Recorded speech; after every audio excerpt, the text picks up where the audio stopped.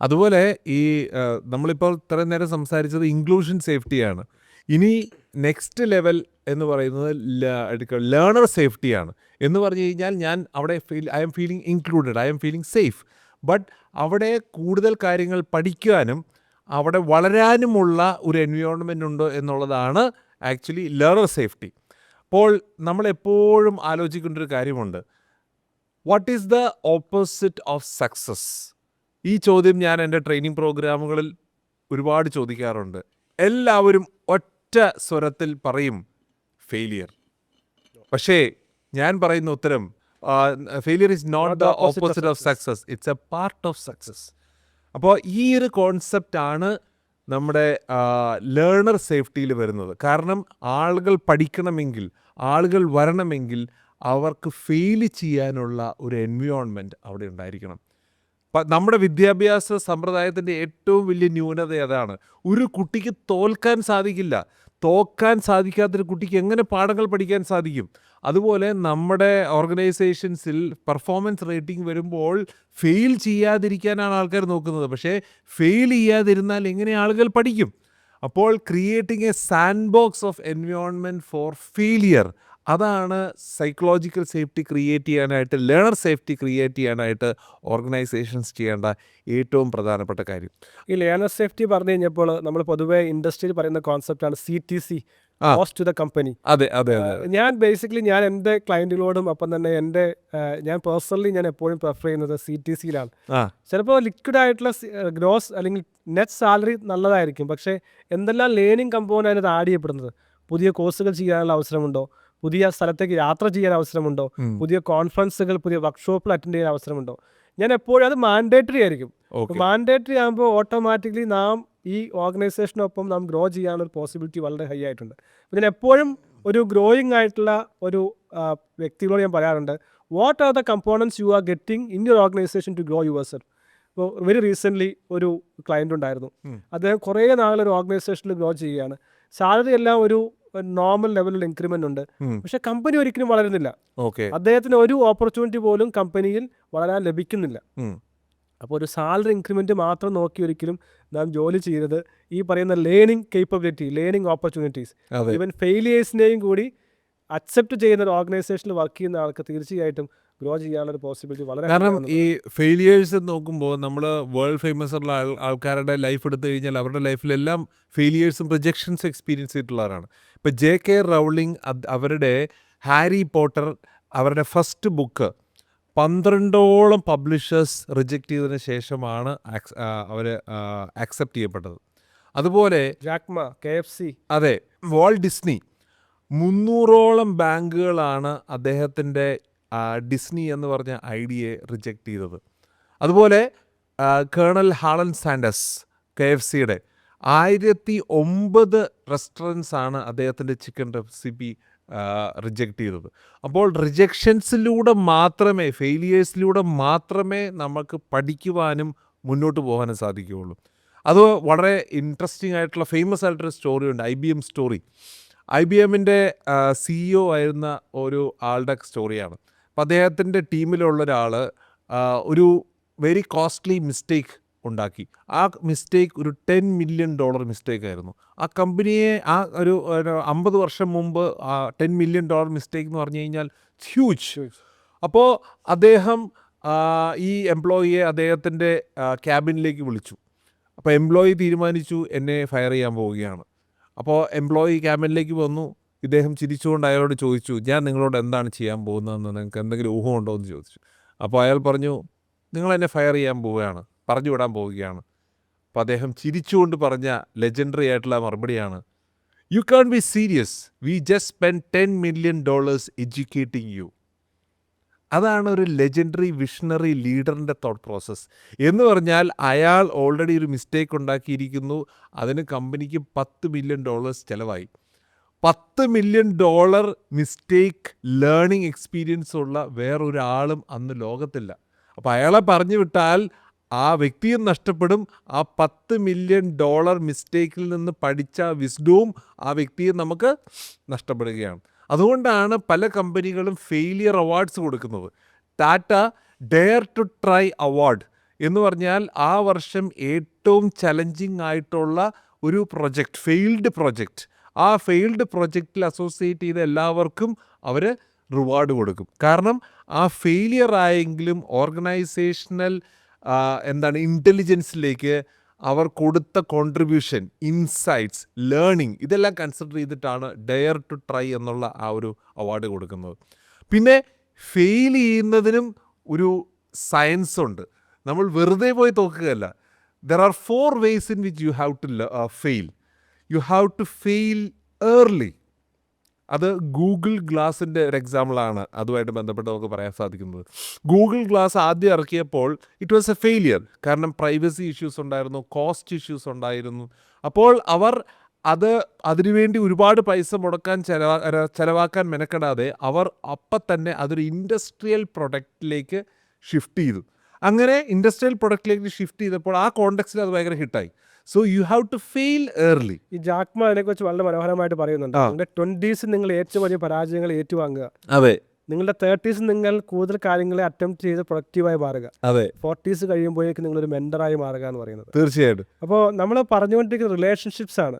ഞാൻ റിലേഷൻഷിപ്സ് പറയാൻ കാരണം നമ്മൾ ആദ്യം ഇന്റലക്ച്വൽ ക്യാപിറ്റലിനെ കുറിച്ച് പറഞ്ഞു, അതെ, അതല്ലെങ്കിൽ സ്കില്ലുകളെ കുറിച്ച് പറഞ്ഞു, അതെ, അതല്ലെങ്കിൽ പെർഫോമൻസിനെ കുറിച്ച് പറഞ്ഞു. പക്ഷേ യഥാർത്ഥത്തിൽ ഒരു വ്യക്തിയുടെ കഴിവോ അതല്ലെങ്കിൽ ഇൻ്റലക്ച്വൽ കേപ്പബിലിറ്റിയോ അല്ല ആ ഓർഗനൈസേഷൻ അദ്ദേഹത്തിനെ പെർഫോം ചെയ്യാൻ സഹായിക്കുന്നത്.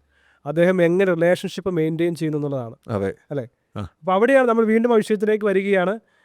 എങ്ങനെ നമുക്ക് ഈ സൈക്കോളജിക്കൽ സേഫ്റ്റി കൊടുക്കാം, ഒപ്പം സൈക്കോളജിക്കൽ സേഫ്റ്റി നമുക്ക് ഓർഗനൈസേഷനിൽ ഫീൽ ചെയ്യാൻ സാധിക്കും. ട്രസ്റ്റ് പോലെയുള്ള, സോഷ്യൽ ക്യാപിറ്റൽ പോലെയുള്ള, എംപതി പോലെയുള്ള സ്കില്ലുകൾ ഡെവലപ്പ് ചെയ്യുന്നവർക്ക് മാത്രമേ സർവൈവ് ചെയ്യാൻ സാധിക്കും. നമ്മൾ മീനിങ്ങിനെ കുറിച്ച് ആദ്യം സംസാരിച്ചു, ഇമ്പാക്റ്റിനെ കുറിച്ച് സംസാരിച്ചു, ഡിപ്പെൻഡബിലിറ്റിയെ കുറിച്ച് സംസാരിച്ചു. ഇപ്പോൾ ഡിപ്പെൻഡബിലിറ്റി എന്ന് പറയുന്ന ആസ്പെക്ട് തന്നെ പറയുന്ന കാര്യം വളരെ ക്ലിയർ ആണ്. കാരണം ഞാനും മറ്റൊരാളും തമ്മിൽ ഒരു ചെറിയ ടീമിൽ വർക്ക് ചെയ്യുന്നു. ഞാൻ വർക്ക് ചെയ്യുമ്പോൾ ആഗ്രഹിക്കുന്നത് എൻ്റെ ടീം മെമ്പർ ഞാൻ ആഗ്രഹിക്കുന്ന അല്ലെങ്കിൽ കമ്മിറ്റ് ചെയ്ത സമയത്തിനുള്ളിൽ ആ കാര്യത്തെ ഡെലിവറി ചെയ്യുക എന്നുള്ളതാണ്. അതാണ് ഞാൻ അദ്ദേഹത്തെ ഡിപ്പെൻഡ് ചെയ്തുകൊണ്ടാണ് എൻ്റെ ടീം വർക്ക് ചെയ്യുന്നത്. പക്ഷെ ഞാൻ ഇന്ന് കംപ്ലീറ്റ് ചെയ്യാമെന്ന് പറഞ്ഞ വർക്ക് അന്ന് തന്നെ കംപ്ലീറ്റ് ചെയ്യുന്നില്ല എങ്കിൽ ആ ടീം അത് ഫെയിലായി അല്ലെങ്കിൽ കൊളാപ്സ് ആകുന്നു എന്നുള്ളതാണ്. ഒരു ഹൈ പെർഫോമർ ആകാൻ ആഗ്രഹിക്കുന്ന ആൾ ഇവിടെ ചിന്തിക്കേണ്ടത് ഇങ്ങനെയാണ്: ഞാൻ ഡിപ്പെൻഡബിൾ ആയിട്ടുള്ള വ്യക്തിയാണോ? എന്നൊരു കാര്യം ഏൽപ്പിച്ചാൽ ഞാൻ അത് ചെയ്യുമോ, ചെയ്യാതിരിക്കുമോ, ചെയ്യാനും കഴിയില്ല എങ്കിൽ ചെയ്യാനും കഴിയില്ല എന്ന് പറയുമോ, ഡിലേ ആകാൻ സാധ്യതയുണ്ടെങ്കിൽ ഡിലേ ആകാൻ സാധിക്കുമെന്ന് പറയുമോ? പലപ്പോഴും ആളുകൾക്ക് ചെയ്യുന്നൊരു തെറ്റാണ്. എന്ത് ജോലിയും കുറേ ആളുകൾ ഏറ്റെടുക്കും. അപ്പോൾ ഞാൻ എൻ്റെ ഹൈ പെർഫോമൻസ് കോച്ചിങ് ഞാൻ കൊടുക്കുന്ന ഒരു മോഡലാണ് റീസെറ്റ് മോഡൽ. ആ റീസെറ്റ് മോഡലിലെ രണ്ടാമത്തെ എന്ന് പറയുന്നത് ഇമോഷണൽ ബൗണ്ടറീസ് എന്ന് പറയുന്ന ഒരു കാര്യമാണ്. ആദ്യത്തെ റെസ്പെക്റ്റ് ആണ്, രണ്ടാമത്തെ ഇമോഷണൽ ബൗണ്ടറീസ് ആണ്. ഒരു ബോസ് നിങ്ങളൊരു ജോലി ഏൽപ്പിക്കുകയാണ്. ജോലി ഏൽപ്പിച്ചാൽ നിങ്ങൾ ആദ്യം ചിന്തിക്കണം, നിങ്ങളുടെ ഏറ്റവും പ്രയോറിറ്റി ഉള്ള ടാസ്ക് ഇതാണോ, യെസ് ഓർ നോ? നിങ്ങൾക്ക് ചെയ്യാനായിട്ട് കഴിയുമോ? ഈ രണ്ട് കാര്യങ്ങളെയും പരിഗണിക്കാതെ പല ആളുകളും എന്നോട് സംസാരിക്കുന്നതിൽ 80% ആളുകൾക്കും നോ പറയാനായിട്ട് മടിയാണ്. അപ്പോൾ അവരത് ഏറ്റെടുക്കുകയും ചെയ്യും, ഡെലിവറി ചെയ്യാൻ സാധിക്കാതെയും വരും. അപ്പോൾ എന്ത് സംഭവിക്കും? നിങ്ങൾ ഏറ്റ കാര്യമാണല്ലോ, എന്തുകൊണ്ട് ചെയ്തില്ല? അപ്പോൾ അവിടെ ഈ രണ്ടാമത്തെ ഈ അരിസ്റ്റോട്ടിൽ പ്രൊജക്റ്റിന്റെ ഫാക്ടർ ഡിപ്പെൻഡബിലിറ്റി. ഈ ആളെ വിശ്വസിക്കാൻ പറ്റത്തില്ല, റിലേ ചെയ്യാൻ കൊള്ളത്തില്ല, ഡെഡ് ലൈൻ കംപ്ലീറ്റ് ചെയ്യില്ല എന്നുള്ള ഒരു കാര്യം വരും. അപ്പോൾ ഒരു ഹൈ പെർഫോമർ ആകാൻ ആഗ്രഹിക്കുന്ന ഒരു എംപ്ലോയി ആകട്ടെ, ഇൻഡിവിജ്വൽ ആകട്ടെ, ഐ ആം ഡിപ്പെൻഡബിൾ പേഴ്സൺ. ഞാൻ കാര്യം പറഞ്ഞാൽ ആ സമയത്ത് ചെയ്തിരിക്കും, ഡെലിവറി ചെയ്യും, അതല്ലെങ്കിൽ ഇല്ല എന്ന് കമ്മ്യൂണിക്കേറ്റ് ചെയ്യുമെന്നുള്ള ഒരു ശക്തമായിട്ടുള്ളൊരു ട്രെയ്റ്റ് അല്ലെങ്കിൽ സ്കില്ല് അദ്ദേഹത്തിന് ഉണ്ടാകേണ്ടത് വളരെ ആവശ്യമായിട്ടുള്ള കാര്യമാണ്. തീർച്ചയായിട്ടും. അപ്പോൾ നമ്മൾ ഈ പറഞ്ഞ ലേണർ സേഫ്റ്റി ആണല്ലോ ഡിസ്കസ് ചെയ്തുകൊണ്ടിരുന്നത്. അപ്പോൾ ലേണർ സേഫ്റ്റിക്കകത്ത് 4 ടൈപ്പ് ഫെയിലിയേഴ്സിനെ കുറിച്ച് പറഞ്ഞു. ഫെയിൽ ഏർലി പറഞ്ഞു, ഫെയിൽ ഫാസ്റ്റ് എന്ന് പറഞ്ഞാൽ നമ്മൾ പലപ്പോഴും ഒരു വട്ടം എന്തെങ്കിലും ഫെയിലായി കഴിഞ്ഞാൽ പിന്നെ നമ്മളവിടെ സ്റ്റക്കാവും. പിന്നെ കുറേ നാളുകൾക്ക് ശേഷമാണ് നമ്മൾക്ക് അറ്റംപ്റ്റ് ചെയ്യാനുള്ള ധൈര്യം ഉണ്ടാവുക. അപ്പോൾ അത് സ്പേസ് എക്സിൻ്റെ ഫാൽക്കൺ 1 ഇറക്കിയപ്പോൾ അതൊരു ഫെയിലിയർ ആയിരുന്നു. പക്ഷേ ഇലോൺ മസ്ക് അതിൽ സ്റ്റക്കാവാതെ അടുത്തടുത്ത വർഷങ്ങളിൽ 2, 3, 4 ഇറക്കി. അങ്ങനെ 4ാമത്തെ ഫാൽക്കണാണ് ഹിറ്റായതും നാസയിൽ നിന്ന് അവർക്ക് $1 മില്യൺ ഒരു അസോസിയേഷൻ കിട്ടിയതും. So fail early, fail fast, fail often. നമ്മൾ ഇടയ്ക്കിടയ്ക്ക് ഫെയിൽ ചെയ്യാനുള്ള ഒരു സാഹചര്യം നമ്മൾ ഉണ്ടാക്കണം. ഇപ്പോൾ ഡൈസൺ എന്താണ്, വാക്യൂം ക്ലീനറാണ്. അവർ ഓൾമോസ്റ്റ് 5000 ഐട്രേഷൻസ് ചെയ്തിട്ടാണ് ഇപ്പോഴത്തെ ലേറ്റസ്റ്റ് ആയിട്ടുള്ള ഡൈസൺ മോഡൽ അവർ ഇറക്കിയത്. അപ്പോൾ നമ്മൾ ഒരു വട്ടം ഫെയിൽ ചെയ്ത് കഴിഞ്ഞാൽ ഉടൻ തന്നെ അടുത്തതിലേക്ക് നീങ്ങിക്കൊണ്ടേയിരിക്കണം. ഇവിടെ പ്രധാനപ്പെട്ട ഒരു ക്വസ്റ്റ്യൻ ആണ് നമ്മൾ ഇതിനകത്തൊക്കെ ശ്രദ്ധിക്കേണ്ട കാര്യം. വളരെ കുറച്ച് ഓർഗനൈസേഷൻസ് മാത്രമേ ഫെയിലിയേഴ്സിനെ അക്സെപ്റ്റ് ചെയ്യുന്നുള്ളൂ. അതെ അതെ പല ഓർഗനൈസേഷൻസും ഇപ്പോഴും കാരറ്റ് ആൻഡ് സ്റ്റിക് പോളിസിയാണ്. തെറ്റ് ആ, ചെയ്താൽ അതെ ഉടനെ ശിക്ഷിക്കുക, അതെ അതെ അല്ലെങ്കിൽ ഭയത്താലാണ് ഡ്രൈവ് ചെയ്യുന്നത് ഇപ്പോഴും. അതെ അതെ അത്തരം ഓർഗനൈസേഷൻസ് ഒരിക്കലും ഒരു ലോഫ്റ്റി ആയിട്ടുള്ള ഓർഗനൈസേഷൻസ് അല്ല. വളരെ സിവിലൈസ്ഡ് ആയിട്ട് ചിന്തിക്കുന്ന അല്ലെങ്കിൽ ഗ്രോ ചെയ്യുന്ന ഓർഗനൈസേഷൻസ് എല്ലാം ഈ പറയുന്ന എംപതി അല്ലെങ്കിൽ ഇപ്പോൾ ഡിസൈൻ തിങ്കിങ്, ലേണേഴ്സ് കേപ്പബിലിറ്റി ഇതെല്ലാം ചിന്തിക്കുന്നവരാണ്. പക്ഷെ പല ഓർഗനൈസേഷനുകളും ഗ്രോ ചെയ്യാത്തതിൻ്റെ കാരണം ഈ പറയുന്ന ട്രസ്റ്റ് ഫാക്ടർ നഷ്ടപ്പെട്ടിരിക്കുന്നു. അതെ അല്ലെങ്കിൽ എംപ്ലോയീസിനെ ഫിയർ കൊണ്ടും ഒപ്പം തന്നെ സാലറി കൂട്ടുമ്പോൾ കുറയ്ക്കുമ്പോൾ അപ്രൈസൽ അത്തരമായിട്ടുള്ള ഫാക്ടർ കൊണ്ട് ആളുകളെ പേടിപ്പിക്കാൻ ശ്രമിക്കുമ്പോൾ പരാജയം എന്ന് പറയുന്നത് അക്സെപ്റ്റ് ചെയ്യാൻ കഴിയാത്തൊരു കാര്യമായിട്ട് മാറും. അതെ ഇവിടെയുള്ള ഒരു കോസ്റ്റ് എന്ന് പറയുന്നത് നമ്മൾ ആദ്യം പറഞ്ഞു, ഒരു എംപ്ലോയി $10 million മിസ്റ്റേക്ക് ചെയ്തപ്പോൾ ആ ഓർഗനൈസേഷൻ അദ്ദേഹത്തെ റീറ്റെയിൻ ചെയ്യുകയും അദ്ദേഹത്തെ വീണ്ടും ട്രെയിൻ ചെയ്യാൻ സഹായിക്കുകയും ചെയ്ത ആ മൈൻഡ് സെറ്റ് ആ എംപ്ലോയിയിൽ ഉണ്ടാക്കുന്ന ഹൈ പെർഫോമൻസ് സ്കിൽസ്, അതെ പ്രൊഡക്ടിവിറ്റി എന്ന് പറയുന്നത് ആ ഒരു കൾച്ചറാണ് നമ്മൾ ഒരു ഓൺടർപ്രണേഴ്സും ബിൽഡ് ചെയ്യേണ്ടത്. അതെ ഒരു ഹൈ പെർഫോമർ ആകാൻ ആഗ്രഹിക്കുന്ന ആൾ അങ്ങനെയുള്ള ഓർഗനൈസേഷനിൽ വർക്ക് ചെയ്യുന്നത്. ഞാൻ പല ആളുകളോടും പറഞ്ഞിട്ടുണ്ട്, you have to leave that organisation as early as possible. കാരണം ഈ ആൾ it's a very beautiful person, gem person. അതെ പക്ഷെ അദ്ദേഹം ആ ടോക്സിക് കൾച്ചറിൽ ഈ ഗ്രോത്ത് പ്രൊമോട്ട് ചെയ്യാൻ കഴിയാത്ത, ഫെയിലിയറിനെ അക്സെപ്റ്റ് ചെയ്യാൻ കഴിയാത്ത, പണിഷ്മെൻറ്റും ഫിയറും മാത്രമുള്ള ഓർഗനൈസേഷനിൽ സർവൈവ് ചെയ്ത് ഇദ്ദേഹത്തെ അത് സ്കില്ല് പുറത്തെടുക്കാൻ സാധിക്കില്ല. അതെ ബേൺ ഔട്ട് ആവും, സ്ട്രെസ്ഡ് ആവും. അതെ അദ്ദേഹത്തിന് സ്കില്ലുണ്ട്. അപ്പോൾ ഞാൻ പാരലി അവർ എങ്ങനെ ട്രാൻസിഷൻ ചെയ്തുകൊണ്ട് ഹൈ പെർഫോമറായി ഇൻഡിവിജ്വലി പെർഫോം ചെയ്യാൻ സാധിക്കുമെന്നോ അതല്ലെങ്കിൽ അത്രയും നല്ല കൾച്ചറൽ ഓർഗനൈസേഷനിലേക്ക് മൂവ് ചെയ്യാൻ സാധിക്കുമോ എന്നുള്ള ഒരു സ്റ്റെപ്പ് ബൈ സ്റ്റെപ്പ് ട്രെയിനിങ് ഞാൻ കൊടുക്കാറുണ്ട്. ഇതൊരു വളരെ പ്രധാനപ്പെട്ട കാര്യമാണ്. ഈ ഒരു കൾച്ചർ അല്ലെങ്കിൽ ആ ഒരു ലേണിംഗ് ഫാക്ടർ ഫെയിലിയറിനെ പ്രൊമോട്ട് ചെയ്യുന്ന, ഇന്നോവേഷനെ പ്രൊമോട്ട് ചെയ്യുന്ന ഒരു കൾച്ചർ ഉണ്ടെങ്കിൽ മാത്രമേ തീർച്ചയായിട്ടും അത് നമ്മുടെ കരോൾ ഡ്വക്കിന്റെ ഗ്രോത്ത് മൈൻഡ് സെറ്റ് നമ്മൾ ഒരു അതെ ഫിക്സഡ് മൈൻഡ് സെറ്റ് അല്ലെങ്കിൽ ഗ്രോത്ത് മൈൻഡ് സെറ്റ്. നമ്മുടെ ഇൻ്റലക്റ്റ് എന്ന് പറയുന്നത് ഒരു നമ്മുടെ ഹൈറ്റ് പോലെ ഒരു ഫിക്സഡ് ആയിട്ടൊരു കൊമോഡിറ്റി അല്ല. നമ്മുടെ എന്താണ് മസിൽ പോലെ നമ്മൾ കൂടുതൽ ഡെവലപ്പ് ചെയ്ത് കഴിഞ്ഞാൽ മെച്ചപ്പെടുത്തുന്ന ഒരു കൊമോഡിറ്റി ആണെന്നുള്ള ഗ്രോത്ത് മൈൻഡ് സെറ്റിലേക്ക് മാറണമെന്നുള്ളതാണ്. നിങ്ങൾക്ക് മോട്ടിവേഷൻ ഇല്ലാത്ത ദിവസം വർക്ക് ചെയ്യാൻ പറ്റുന്നില്ലെങ്കിൽ നിങ്ങൾ വലിയ ഒരു കെണിയിലാണ്. ഗ്രോത്ത് ഒരിക്കലും ഇമോഷനെ ആശ്രയിക്കരുത്. ഗ്രോത്തിന് ഒരു മൈക്രോ സിസ്റ്റം വേണം. This is doctor Pauly Mathew, India's first high performance habit coach. The micro ascent ഞാൻ നിങ്ങളെ പരിചയപ്പെടുത്തുമ്പോൾ നിങ്ങളുടെ ഇമോഷനെ കൺട്രോൾ ചെയ്യാൻ സഹായിക്കുന്ന വലിയൊരു ടൂളാണ്. മൈക്രോ അസെന്റ് മെത്തേഡ് നിങ്ങൾക്ക് ഇമോഷണൽ കൺട്രോൾ നൽകുന്നു. ഫലം, നിങ്ങളുടെ മൂഡ് മോശമാണെങ്കിലും മൈക്രോ സിസ്റ്റം കാരണം പ്രോഗ്രസ് ഉറപ്പാക്കുന്നു. നിങ്ങളുടെ മൂഡ് സ്വിങ്സ് നിങ്ങളുടെ പ്രൊഡക്ടിവിറ്റിയെ ബാധിക്കാതിരിക്കാൻ ഈ ലളിതമായ മെത്തേഡ് പഠിക്കാൻ ഇപ്പോൾ തന്നെ താഴെ കാണുന്ന ലിങ്കിൽ ബുക്ക് ചെയ്യുക. നമുക്ക് നേരിൽ കാണാം. അപ്പോൾ fail early, fail fast, fail often and fail forward.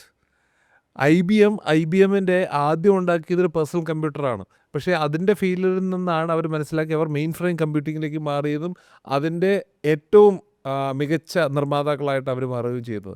അപ്പോൾ നമ്മൾ ജീവിതത്തിൽ നമ്മുടെ ഒരു ഹൈ പെർഫോമർ ആണെങ്കിൽ you should embrace failure. You should consider failure as A learning opportunity and you should fail early, you should fail fast, you should fail often and you should fail forward. നമ്മുടെ തെറ്റുകളിൽ നിന്ന് നമ്മൾ പഠിച്ച് നമ്മുടെ തെറ്റുകളിൽ നിന്ന് ഊർജ്ജം ഉൾക്കൊണ്ട് നമ്മുടെ തെറ്റുകളിൽ നിന്ന് മനസ്സിലാക്കി 10 മടങ്ങ് ശക്തിയിൽ നമ്മൾ തിരിച്ചു വരണം. അതാണ് നമ്മുടെ സൈക്കോളജിക്കൽ സേഫ്റ്റിയിലെ രണ്ടാമത്തെ safety, that is learner safety. മൂന്നാമത്തെ സേഫ്റ്റി എന്ന് പറയുന്നതാണ് കോൺട്രിബ്യൂട്ടർ സേഫ്റ്റി. കോൺട്രിബ്യൂട്ടർ സേഫ്റ്റി എന്ന് പറയുന്നത് ഓക്കെ, ഞാൻ അവിടെ ഇൻക്ലൂഡഡ് ഞാൻ ലേൺ ചെയ്യാനുള്ള അവസരങ്ങളൊക്കെ ഉപയോഗിക്കുന്നുണ്ട്. പക്ഷേ എനിക്ക് അവിടെ പല കാര്യങ്ങളിലും അഭിപ്രായങ്ങൾ പറയാനുള്ള ആ ഒരു ധൈര്യം ഉണ്ടാവുക. I feel safe. കാരണം നമ്മൾ പലപ്പോഴും സംസാരിക്കാത്തതും നമ്മുടെ ഐഡിയാസ് പറയാത്തതും എന്തുകൊണ്ടാണ്? നമ്മുടെ സ്കൂളുകളിൽ മുതൽ നമുക്ക് സംഭവിച്ചിട്ടുള്ളതാണ്. ടീച്ചറൊരു ചോദ്യം ചോദിക്കും, നമുക്ക് കറക്റ്റ് ഉത്തരം അറിയാം, പക്ഷേ പറയാനുള്ള ധൈര്യമില്ല. നമ്മുടെ അടുത്തിരിക്കുന്ന നമ്മളിങ്ങനെ മനസ്സിലോ അല്ലെങ്കിൽ വളരെ പതുങ്ങിയ സ്വരത്തിൽ പറയും. അടുത്തിരിക്കുന്ന നമ്മുടെ മടിയരായ കൂട്ടുകാരൻ അത് കേൾക്കും, ടീച്ചർ എനിക്കറിയാമെന്ന് പറയും. അവൻ എഴുന്നേറ്റ് ഉത്തരം പറയും, ടീച്ചർ പറയും മിടുക്കൻ. ഇത് കേട്ട് ഉള്ളിൽ തേങ്ങി ഉള്ളിൽ വിഷമിച്ച് നമ്മൾ ജീവിക്കും. ശരി ഉത്തരം പറഞ്ഞാൽ മാത്രമേ അംഗീകാരം കിട്ടിയുള്ളൂ, തെറ്റുകളെ വിമർശിക്കപ്പെടുമെന്നുള്ള ഒരു ഒന്ന് അവൻ്റെ സെൽഫ് ഡൗട്ടാണ്. എനിക്ക് അറിയാവുന്നത് ശരിയാണോ എന്നുള്ള ഒരു സെൽഫ് ഡൗട്ട്. രണ്ടാമത്തേത് ഞാൻ പറഞ്ഞാൽ തെറ്റിപ്പോവുമോ എന്നുള്ള പേടി. മൂന്നാമത്തേത് തെറ്റിപ്പോയാൽ പരിഹസിക്കപ്പെടുമോ ശിക്ഷിക്കപ്പെടുമോ എന്നുള്ള ഒരു ആങ്സൈറ്റി. ഇതൊരു പ്രധാനപ്പെട്ട ഒരു ഫാക്ടറാണ്. എൻ്റെ ക്ലയൻറ്റുകളിൽ ഒട്ടുമിക്ക ആളുകളെ ഹീൽ ചെയ്യുന്നത് ഈ പ്രോസസ്സിലൂടെയാണ്. അതെ. കാരണം ഒട്ടനവധി ആളുകൾക്ക് അവർ കടന്നു വരുമ്പോൾ ഇത്തരം ഭയങ്ങളുണ്ടാവും. തെറ്റ് ചെയ്യാൻ മടി, നോ പറയാൻ മടി, പ്രോഗ്രസ് ചെയ്യാൻ മടി, ഫെയിൽ ചെയ്യാൻ മടി. ഇതെല്ലാം ഒന്നെങ്കിൽ സ്കൂളുകളിലോ അതല്ലെങ്കിൽ മാതാപിതാക്കളിൽ നിന്നോ ലഭിച്ചിട്ടുള്ള ഇത്തരം അനുഭവങ്ങളിലൂടെയാണ് അവർ അങ്ങനെ ആയിപ്പോയത്.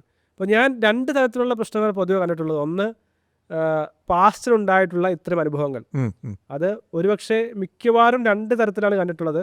ഒന്ന്, പ്രധാനപ്പെട്ടത് മാതാപിതാക്കളിൽ നിന്ന് കിട്ടിയിട്ടുള്ള ഇത്തരമായിട്ടുള്ള കമ്മ്യൂണിക്കേഷൻ ആങ്കേഴ്സാണ്. രണ്ടാമത് കണ്ടിട്ടുള്ള സ്കൂളുകളിൽ നിന്നാണ്. അപ്പോൾ വളരെ ചെറുപ്പത്തിൽ, എസ്പെഷ്യലി ഈ 7 ശരിക്കും ട്രോമയെ കൊണ്ടാകുന്നത് 0 to 7 years. പക്ഷേ ഈവൻ ഒരു ഹയർ സെക്കൻഡറി, ഹൈസ്കൂളിൽ വരെയുള്ള കാലഘട്ടങ്ങളിലും ഇത്തരം തിക്താനുഭവങ്ങൾ ഒരാളെ സപ്രസ് ചെയ്യാൻ സാധ്യതയുണ്ട്. അപ്പോൾ അവരെ നമ്മൾ ഹീൽ ചെയ്യിക്കാനായിട്ട് ഒത്തിരി അധികം ടെക്നിക്കുകൾ നമ്മൾ ചെയ്യാറുണ്ട്.